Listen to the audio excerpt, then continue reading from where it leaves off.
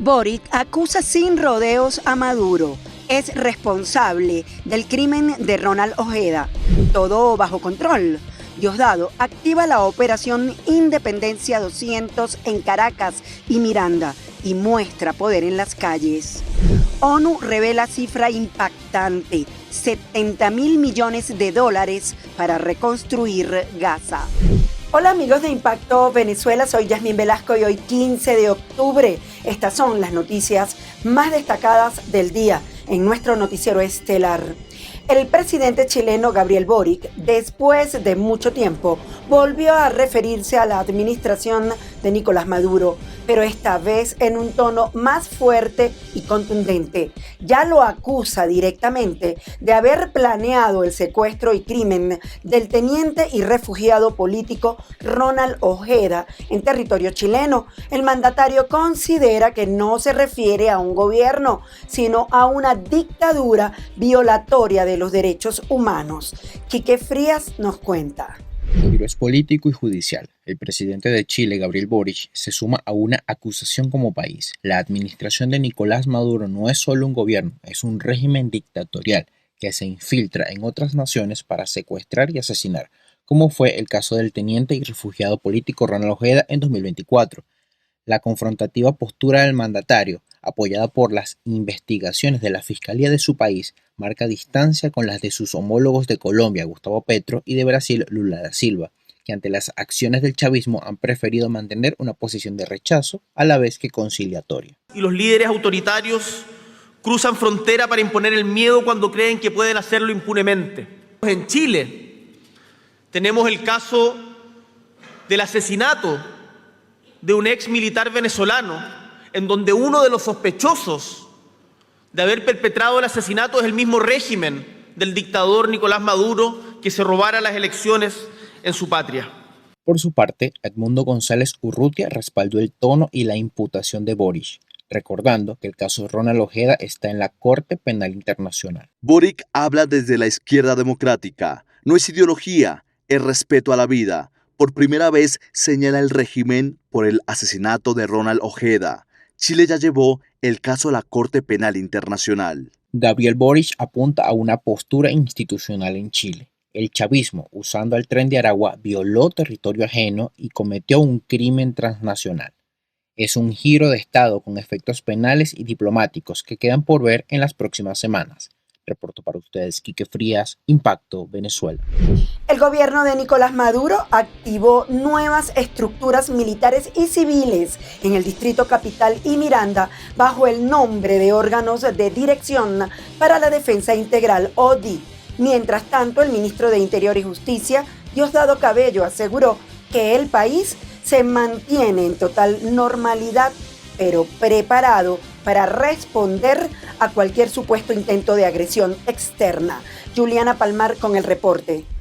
En Caracas, el Ejecutivo activó la Zona Operativa de Defensa Integral número 81, un mecanismo que busca controlar el almacenamiento y distribución de alimentos, agua, transporte y comunicaciones en caso de contingencia nacional. La medida se enmarca en la política de defensa integral promovida por la administración chavista con el argumento de proteger los recursos básicos del pueblo. La defensa de la patria no solo es de la Fuerza Armada Nacional Bolivariana, no solo es de los cuerpos policiales, también es del pueblo. El pueblo lo ha asumido desde hace bastante tiempo. El pueblo ha estado en cada uno de estos episodios, pero hoy día mucho más consciente ante la agresión, el asedio, los ataques del imperialismo, que solo tienen como objetivo robarle a Venezuela sus inmensos recursos naturales. Simultáneamente, en el estado Miranda, se desplegaron 468 unidades de milicia bolivariana durante la instalación de los ODI regionales. El acto estuvo encabezado por Diosdado Cabello, ministro de Interior y Justicia, quien indicó que se realizarán las evaluaciones en distintos municipios mirandinos como Guarenas, Guatire, Barlovento y Valles del Tuy. El plan Independencia está activado. Lo que estamos haciendo es una movilización parcial por estado. Le toca al estado tal y debe desplegarse el estado. hacer los ejercicios de despliegue, de revisión, de chequeo de los puntos débiles, de las vías de aproximación, de los servicios básicos, de las estaciones de servicio, de las estaciones eléctricas, para asegurar su funcionamiento, del transporte, de los hospitales, de las escuelas, para asegurar su funcionamiento en caso de conflictos. Durante una rueda de prensa del PSV, Cabello afirmó que, aunque el país vive con normalidad, se mantiene en resistencia activa y ofensiva permanente para la defensa de la patria. Aseguró que el gobierno se enfrenta a supuestas agresiones e inventadas narrativas de Estados Unidos contra las autoridades del Estado venezolano. Para Impacto Venezuela, Juliana Palmar. Pasamos a revisar los comentarios que nos dejan sobre la pregunta del día de hoy. Mientras la administración de Maduro mantiene la postura de soberanía, la ofensiva de Trump en el Caribe se vuelve cada día más precisa y contundente. Otra lancha fue destruida cerca de Venezuela. Pero ¿crees que las acciones de Estados Unidos afectan a los venezolanos dentro y fuera del país? Te leemos. En ningún momento la guerra es contra ellos, no con nosotros los venezolanos. Nada afecta en nada. Los venezolanos, pues por muchos años, vemos que la potencia más grande del mundo no hace nada. Para nada, más bien nos favorece las acciones. El presidente del Parlamento, Jorge Rodríguez, le exigió una vez más a dueños y directivos de medios en Venezuela a apegarse a la narrativa chavista sobre lo que consideran la verdad del país. Las palabras del dirigente representan una advertencia de más censura, persecución, amenazas y suspensiones contra los comunicadores que no se plieguen a la hegemonía comunicacional al servicio de la administración de Maduro. Tan solo en el primer semestre de este 2025 en Venezuela se registraron 144 violaciones a la libertad de expresión, de acuerdo a la ONG Espacio Público. Las declaraciones y advertencias del presidente de la AN, Jorge Rodríguez, a dueños y directivos de medios de comunicación puede ser interpretada como un nuevo capítulo de más censura, de más supervisión chavista, para implementar una sola narrativa y visión, lo que ellos definen como la única verdad de Venezuela. Porque la verdad está con nosotros. Entonces les pedimos la defensa de la verdad.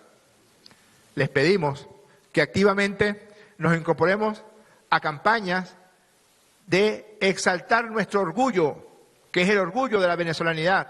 Conformemos un capítulo de los medios de comunicación. Lo que nos importa es defender a Venezuela, defender la verdad, defender la vida y defender la paz. Mientras el poder pide verdad, el gremio periodístico sigue golpeado por duras sanciones y amenazas. Además de detenciones, 16 periodistas siguen actualmente tras las rejas. El Nobel de la Paz de María Corina Machado o el atentado contra 2 activistas venezolanos en Bogotá fueron los 2 últimos hechos noticiosos silenciados dentro del país. El Sindicato Nacional de Trabajadores de Prensa alerta sobre nuevas y graves manifestaciones de censura que han derivado en amenazas y suspensión temporal de periodistas por el abordaje de temas de evidente interés público. En esta secuencia se encuentra la prohibición de referirse al atentado contra 2 activistas venezolanos exiliados en Colombia. Antes confirmamos las represalias contra periodistas tras mencionar en sus espacios el otorgamiento del Premio Nobel de la Paz a María Corina Machado. Mientras que desde el poder convocan a defender la verdad, el hecho es que se impone una narrativa que acarrea restricciones, violaciones a la libertad de expresión y sanciones en caso de incumplir. Reporto para ustedes, Quique Frías, Impacto, Venezuela. Durante el Foro Internacional Russian Energy Week 2025, que se celebra en Moscú, la vicepresidenta ejecutiva y ministra de Hidrocarburos, Delcy Rodríguez, destacó la necesidad de consolidar la alianza estratégica entre Venezuela y Rusia, naciones que representan el 24% de la energía mundial, para garantizar la estabilidad de los pueblos ante la supuesta ambición energética de Estados Unidos. La vicepresidenta de Venezuela, Delcy Rodríguez, afirmó que la energía se ha convertido en el centro de la geopolítica global y que los países productores de petróleo y gas como Venezuela enfrentan constantes amenazas de Washington, que buscan apropiarse de las riquezas naturales de las naciones soberanas. Hoy Rusia y Venezuela, por ejemplo, representamos el 24% con nuestras reservas de petróleo, de gas, representamos el 24% de la energía mundial. Bueno, nosotros como países tenemos alianzas estratégicas y esa alianza estratégica debe consolidarse para la felicidad de los pueblos principalmente. Sabemos que Estados Unidos quiere controlar toda la energía del planeta para poder sostener un modelo de control hegemónico que es sencillamente insostenible. Insostenible. Hay un nuevo mundo que ya está surgiendo. Ese nuevo mundo tiene una vanguardia en los países de los BRICS. La funcionaria venezolana resaltó que los especialistas proyectan un aumento del 23% en la demanda de petróleo y gas hacia el 2050, lo que posiciona a las alianzas energéticas como la de Venezuela y Rusia como un eje clave en el nuevo orden económico mundial. El 26% de la producción de petróleo mundial está bajo sanciones y el 43% de las reservas mundiales están bajo sanciones ilícitas, medidas coercitivas unilaterales. Ahora, eso nos llama a la reflexión de pensar cuál va a ser el impacto en las inversiones a futuro de estos países que están ilegítimamente e ilícitamente sancionados.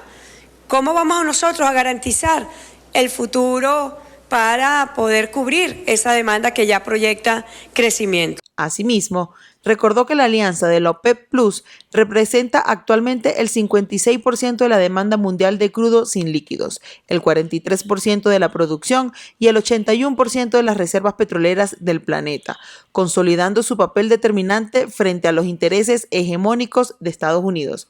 Para Impacto Venezuela, Juliana Palmar. Venezuela amaneció bajo fuertes lluvias e intensas descargas eléctricas que han dejado inundaciones, derrumbes y un fallecido en Caracas. Las autoridades del INAME confirmaron además la presencia del fenómeno climático La Niña, que ya está afectando los patrones de lluvia y temperatura en el país, lo cual podría extenderse hasta febrero de 2026. Los detalles se los tiene María José Prado. Venezuela amanece bajo intensas lluvias y descargas eléctricas que han provocado inundaciones, derrumbes y el colapso de varias vías en distintas regiones del país. El Instituto Nacional de Meteorología e Hidrología informó que una vaguada en altura y una onda tropical al este del Caribe están reforzando la actividad de la zona de convergencia intertropical, generando precipitaciones de variada intensidad en estados como Bolívar, Amazonas, Miranda, Carabobo y Zulia. En Caracas, las lluvias causaron el derrumbe de un talud en la autopista Gran Mariscal de Ayacucho, a la altura de Turumo y Parque Caiza, lo que mantuvo restringido el paso vehicular. Bien se reportaron inundaciones en los valles del Tuy y fuertes ráfagas de viento en municipios del estado Carabobo.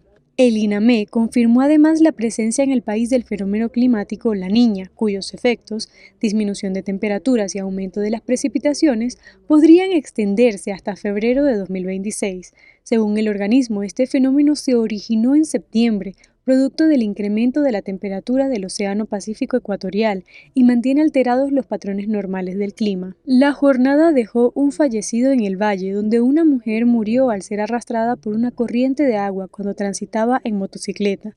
Las autoridades trabajan para atender la emergencia y piden a la población mantenerse alerta ante la posibilidad de nuevas lluvias en las próximas horas.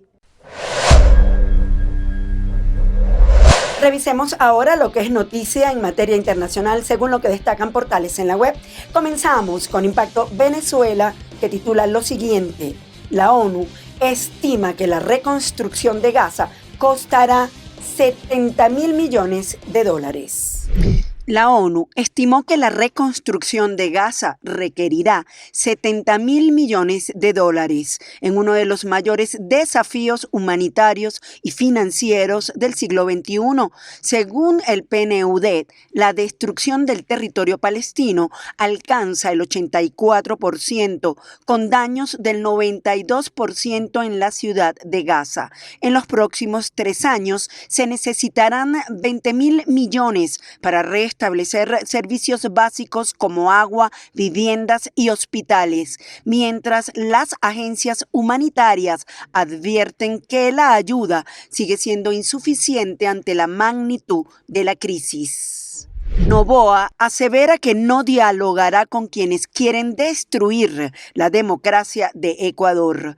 El presidente de Ecuador, Daniel Noboa, afirmó que no dialogará con quienes quieren destruir la democracia, en alusión a las protestas nacionales convocadas por la Confederación de Nacionalidades Indígenas, CONAIE, que ya cumplen 23 días. Las manifestaciones, centradas en unas 5 provincias, exigen la reducción del IVA y el restablecimiento del subsidio al diésel. Noboa asegura que seguirá abierto al diálogo solo con quienes buscan trabajar y no destruir con odio y violencia. Colombia rechaza la petición del Tren de Aragua para sumarse al proceso de paz.